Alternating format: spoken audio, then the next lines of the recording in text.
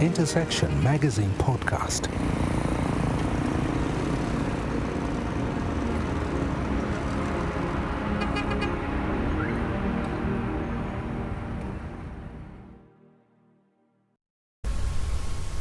Welcome to Intersection Magazine Podcast. This week I'm talking about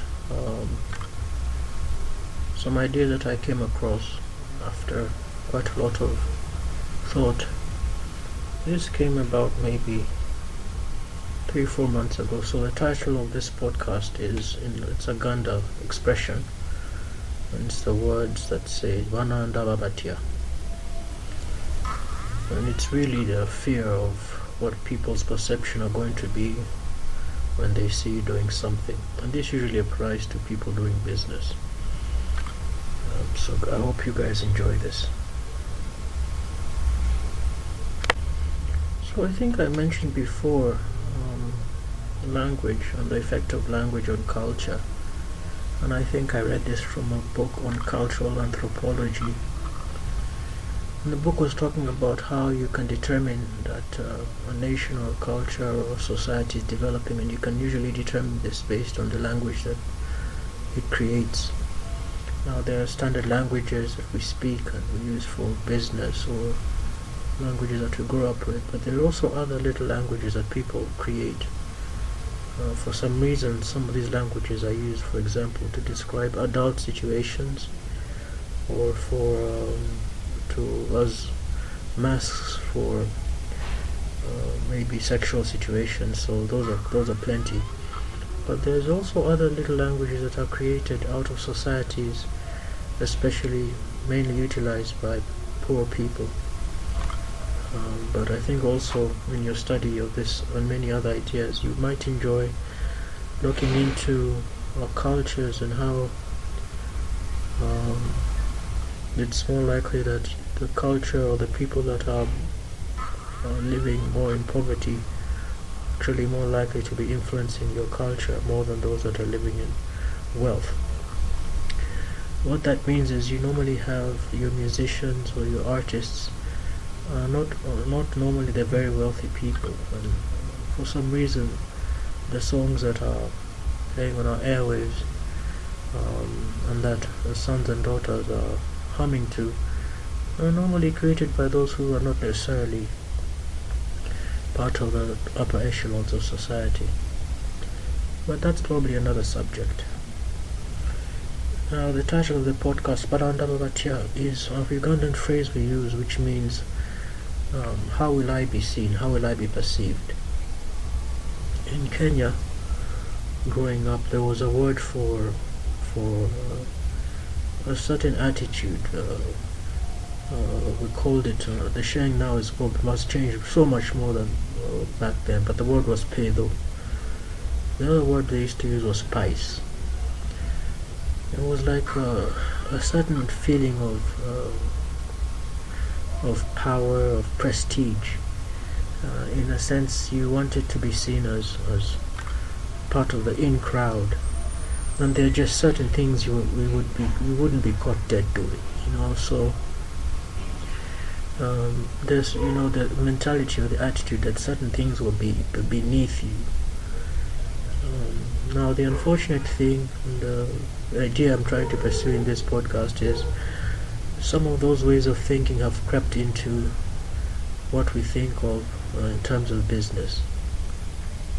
We've seen quite a number of shows on television where two groups are pitted against each other, or 2 or 3 groups are pitted against each other for a business task, and they're sent out into the city to do tasks, maybe sell products to people on the streets. And this is easy when you have a camera following you around and when you have the media attention, but it's much harder when no one's around. In the case of the current place where I live, where there's a city authority that will quickly follow you and chase you down and grab your stuff and throw you in jail if need be. But to be honest, for many people this is an honest day's work. There are quite a number of entrepreneurs that have started off selling items on the streets, that have learned the ropes and evolved into big businesses after quite a lot of time. So it can prove to be a very valuable lesson when you learn how to sell to people, to strangers, moving with your goods on the streets. There is a term for that. In Uganda, the term is mutembei. Tembea is a Swahili word which means to walk. We also refer to them as hawkers. There's also, you'll find this in many establishments, there's a sign that says no hawkers allowed. So there's a bit of a societal backlash against these kinds of people, but there are also many who accept this as a reality, and will let Batembe or people of that business expression into their stores to buy all sorts of things, from insects which are a delicacy in parts of this country, to fruits, to meals, although the meals are taken care of by restaurants and ladies that are assigned to that task. So the purpose of this conversation is just to talk about how it's so difficult to progress in business if you have that kind of attitude that the work you're doing is beneath you. And I think that goes for all sorts of professions. But I think it's probably a little bit harder when you're a person who has been quote-unquote educated. We're so accustomed to sitting in a class, and especially when we've paid a lot for that class experience, we feel like there are certain tasks, especially technical work or work that involves working with your hands, that is in a sense beneath us. Well, I'm speaking mainly about the country in which I live. You'll find that quite a number of countries, maybe the US, the UK, Australia, and some European countries, have had to create laws that allow immigrants to come in and do tasks, whether that's picking fruit or helping out in the harvest, to do things or to participate in tasks that locals are not necessarily interested in doing. But the interesting thing is, many of these tasks or these jobs are actually very lucrative if you go in deep. So those are my words for this episode. I don't know what they use now, but before they used the word pedo or pice. Pice was the English word. And the Baganda expression, or the Ganda expression, is Bana Ndaba Batya. If you're going to be successful in business, there are just certain things you have to be aware of and certain attitudes that you have to get rid of. We're so obsessed with keeping up with the Joneses and trying to be what we're not, that we're ignoring the basics of business, which is just grit, the ability to have laser focus, not to really worry about what everybody else is saying, but to be able to go out there and to know what you have to do to get your items sold. The other thing that's also interesting is the idea that we have going around that says you're supposed to work smart and not hard. But I think that's also quite deceptive, because there is really no substitute for hard work. And sometimes those of us who have sought to work smart have avoided hard work, and as a result been caught up in quite a lot of deception. And that's really the trap. You end up trying to be cleverer than everybody else, and by being clever you use all sorts of shortcuts, and it has been said that a shortcut is the longest way towards a destination.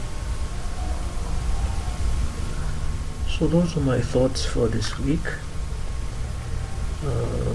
For you who use the words pedo or pice, you probably now realize how old I am. For those of you who are in this region, please continue doing your work. There are people that are working on solutions to make your work easier. You make a valuable contribution to the country and to this nation, and you're learning quite a lot by engaging with people, moving your products, and improving your life and your attitude. Thank you for the lessons that you're teaching us. I hope that you're open for ideas that will help make your work easier, and that you're making connections and that you're building trust, because many of these are principles which people in general that are in business have used to succeed. Once again, thank you for listening, thank you for subscribing.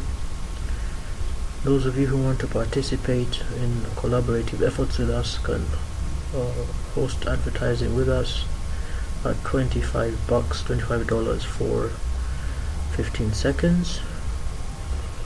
You can also have a supplement, which is 4 episodes that can be sponsored through mentions or through conversations with us as hosts. That basic cost is $300 for 1 month, which means you will feature in 4 episodes, or you can feature in a longer period than that, which is 3 months, which covers 12 episodes. That's $25 per episode. If I did my math a little bit wrong there, I hope you can correct me. Anyhow, I think I'll attach the ad onto the show notes for those of you who are interested.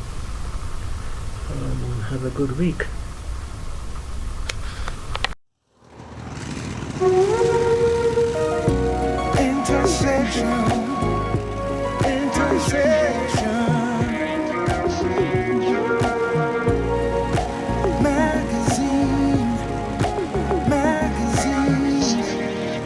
Intersection Magazine Podcast.